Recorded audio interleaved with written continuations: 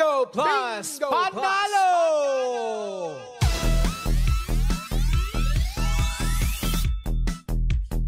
Ay, nako, eto na mga pangga. Oo, nakakaloka. Yesterday. Di ba, mali nyo naman kasi swertihin kayo dito, yung mapapanalunan nyo, pwede nyo ipadala dun sa mga kamag-anakan nyo para pantulong na din. Di ba, mali nyo pwede nyo padalhan ng load, pwede nyo padalhan ng pana. Di ba, no, nakakaloka to the highest level. Kaya nga naman, ito na ang ating pangga Bingo Plus Panalo. At hindi yan sa atin ang Bingo Plus, Bingo sa saya, plus sa panalo. Nako, eto na, atin nang, ayan, i-shoot ang bola sa ating Pinoy Drop Ball. Diba? At, ayan ang lucky card na nakuha ng ating programa ng Baklitas. Ang lucky card for the day ay Queen of Spades. Ayan. Wala kayong mapwedeng Ano gawin yung kundi gumagano? lamang yan. Diba? Kasi nga tinitignan ko. Super diba? labosa na mata, chiwachi. Diba? So, ibig sabihin, tumasa naman ang grado ko.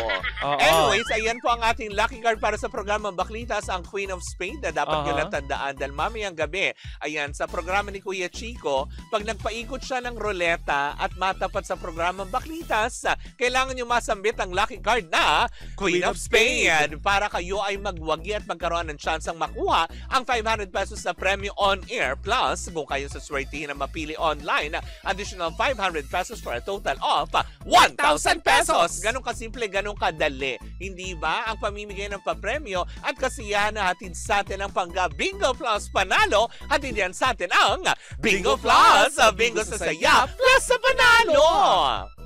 Bye, Bing Bing!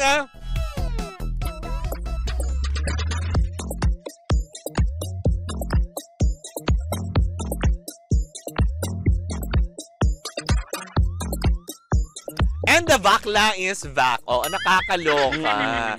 Ayan po, hindi ba? Hello pa rin kay Elson James Santos, isang Grab drivers na nakatutok sa atin. Drivers talaga, driver. Ay, pasalamatan muli natin si DJ Baby Girl. DJ Baby Girl. AKA Star Talandron. Ayan. O baliktad, no? Star Talandron. Oo. AKA DJ Baby Girl. Yun yung totoo niyang pangalan. Thank you so much. And of course, kay Sir Bobby. Ayan, ng Energy FM Davao. Thank you so much. At masaya kami na mabalitaan lang na nasa okay kayo, diba? At syempre yung ating dimang kababayan dyan na doon sa lugar nila, kung nasaan ang ating istasyon, ay hindi masyadong, although malakas yung 6.4 na yun. Pero sa Manay, 7.5. 7.6, diba? Na nakakaloka. Iba sila 6 point something, no? 6.4. Pero ramdam pa din, malakas pa din yun, oo, diba? Yung 4 nga lang, ramdam para mo na mag-off-air at maalog ang ating transmitter. Correct. Ibig sabihin talagang yanig na yanig. Kaya nga naman sama-sama pa rin natin pagdasal ang ating ang ating kababayan, mga kababayan dyan sa Davao. Pero pag nabobore ka, Mare? Ay, nako, hindi ka dapat mabore kung na medyo nabobore ka to the highest level. Ang dapat mong gawin, kung hilig mo lang din naman magtong its at iba pa, well, tara na sa Game Zone. Unbelievable sa Game Zone dahil you can play real tong its with real people for free. May chance ka din na pwede makisplit over 34 million pesos ng papremyo at makakuha ng daily cash prize na 14,640 pesos. So diba? Gaganito ako Yan. Ang makukuhang cash credit, Mare, ay pwede mo rin gamiting panlaro sa kahit anong game. Kaya nitong i-cash out. At may dalawang event araw-araw. G ka na ba? Ay, G! Nakabisitahin ng gzone.ph sa kanilang social media account, sa kanilang Facebook, Instagram at TikTok na may username na @TaraGameZone. Diba? Kung G ka na sa tong its, Tara Game Zone. Tandaan, dapat ang gaming fun lang. Visit pancor.ph/regulatory or you can email them at keepitfun@pancor.ph. Promo runs from January 1 to December 31, 2025. EGLD reference number MKTG 2024-2564. Pagkatandaan na gaming is for 21 years old and above only. Gambling can be addictive and learn when to stop. Correctamente. Hindi ba? Kaya nga naman sa ating mga pangga, ayan, alamin pa rin natin na kung saan ang hangganan ng lahat. O, diba? Ano? Ano so, hanggang? Nakakalokang araw ay, na against ito. all odds, ano yung Take a Look at Me Now by Mariah? Lilindol na ang Davao, nagre-request ka pa? Nagre-request Juan Gamyotya? Talaga ba? Diba? Na nakakaloka yun. Pero eto na nga, tinan mo ng iba to for a quick, diba, chika, para sa ating latest. Ay nako, talaga nga naman ang GMA7 nga daw, nakakaloka to the highest level, ay willing pa rin daw muling magpahiram ng kanilang artista sa Batang Quiapo. Oh, naku, nakakaloka. Bakit naman magpahiram? Yes, willing na naman daw sila magpahiram. Pero sabi nga, may babala yun. Babala, asawa ng babalo. Yun. Diba? Kumaga parang ang babala ng GMA7 ay hiram lang hiram lang ulit.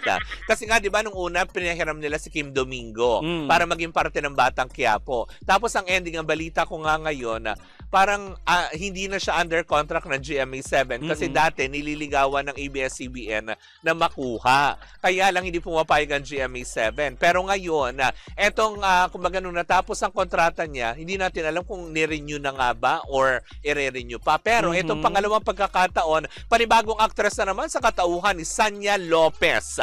Ang ipahihiram daw muli sa Batang Quiapo na kung saan nga Kerry na ba yung Gelongstra ni Sanya Lopez? Diba? Parang Kerry Boom Boom Bells na kasi sasabak na daw sa ano. Parang hindi siya masyadong. Ito yung sinasabi ko pala nung isang araw, baka Sofia ako, Sanya Lopez pala yun. Mali.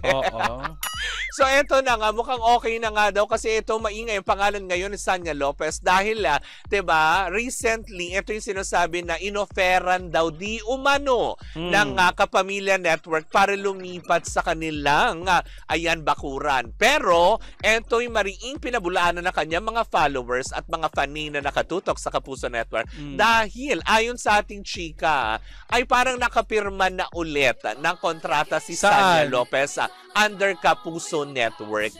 Kung kaya't nga naman, sandali, wag ka munang kumanta. Tapos? Diba? Na nakakaloka yun. Diba? So ngayon, parang sabi ng mga Otauchi, okay. So ibig sabihin, safe. Yes. So hindi rin totoo yung balitaan na magpapalitan silang dalawa ni Andrea Brillantes. Kasi nga, diba, sinugbak na yung karakter ni Andrea Brillantes. Kasi nga, diba, napapabalita nga sinong ipapahiram nila ngayon? Si Sanya Lopez. Dati si Kim Domingo. Yes. Si Kim ngayon, diba, nung matapos sugbakin, binawi na kaagad ng GMA7 na balik ka na sa amin. Pero hanggang ngayon daw, wala pa daw yatang contract na sinasign etong si Kim Domingo. Pero mali ba naman natin? Pero etong si Sanya Lopez na nababalita na kasi may offer, may ganito, is pumirma na daw ulit ng kontrata under GMA Network. Naniguro na si GMA. Papirmahin natin bago natin ipahiram para make sure na maibabalik ka. True. Diba? At hindi ma-offeran. Kasi nga, diba, may bali-balita din ngayon, diba? Kaya nga daw si Andre Brillantes, wala na sa Batang Quiapo. Sinugbak parang 2 days ago. Is, diba, may gagawin proyekto da under GMA7. Hanggang ngayon, wala pa rin naman ng kinukumpirma at walang nakukumpirmang project. Ang management mismo netong si Shirley Kwan. Kaya nga naman na eto na nga na etong si Sanya Lopez ay posible at talagang makita na rin natin sa Batang Quiapo ni Coco Martin. At least, diba, sabi ko nga kahapon, di ba? Wala nang sinasabi nila, wala daw network war. Pero may competition pa din. Pero at least naghihiraman ng artista. Correct, hindi ba? Ang importante. So, ibig sabihin ba nito, pwede na pwede na mag-promote sa It's Showtime ang Batang Quiapo? Why not? Yun din ang question kasi ng mga tao So, malabo ba ngayon na i-pull out sa TV5 para mailagay sa ano? Yes. Or papayagan na ba ng GMA7? Kasi may mga artista na silang pinahihiram. Diba? So, ibig sabihin, mapapanood na hindi na sa A2C, TV5, GMA, Kapamilya Channel. Ang bongga talaga ni Tanggol. Correct. Diba? Iba talaga ang Coco Martin. Nakarating, di ba? Di ba sabi nga nila, kung hindi mo kayang i-compete ang isang bagay, mag-join ka sa kanila. Tama, diba? Why go against the waves? Yes. Go with the flow. Diba? Total, negosyo naman din yan, diba? Correct. Kikita din naman, papasok ng mga sponsors. Correct, Manits Marce, diba? Diba? But anyways, ako mga panggayam po muna ang ating, unang chika o na second hour ng Baklita sa aming pagbabalik. Isang umatigabong chikahan may kinalaman kay Willie Rebellion. Nice tayo. Kuya Will, hello. Yan. Wow. Well, in the meantime, ako pumuli sa Kapitana Sisa. At ako po si Tita Cora. And we're still same, pero iba. Tuloy-tuloy pa rin po ang ating tugtugan. Siyempre, dito po lamang yan sa number 106.7 Energy FM. Panggawag mo sabihing radyo. Sabihin mo!